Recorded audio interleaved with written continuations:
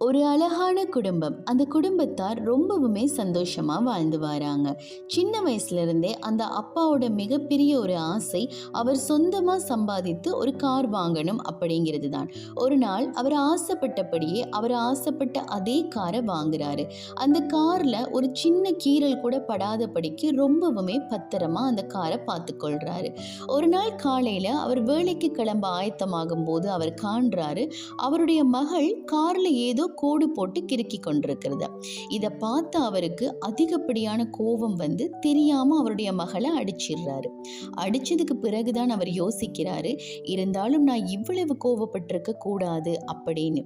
அந்த சமயம் அவருடைய கார் அவர் திரும்பி பார்க்கும்போது அவர் அந்த இடத்துல கண்டது என்ன தெரியுமா? அந்த கார் டோரில் எழுதியிருந்ததாம், I love you 1000 times daddy அப்படின்னு எழுதியிருந்ததாம். இதை பார்த்து அவருக்கு வேதனை தாங்க முடியாம அவர் அந்த இடத்துல கண்ணீர் விட்டு அழுதாராம்.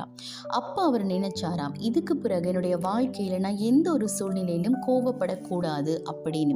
உண்மைதாங்க, எங்களுடைய வாழ்க்கையிலும் இதே போல அதிகப்படியான கோபம் எங்களையே அறியாம பல தவறுகளை செய்ய வச்சிருது.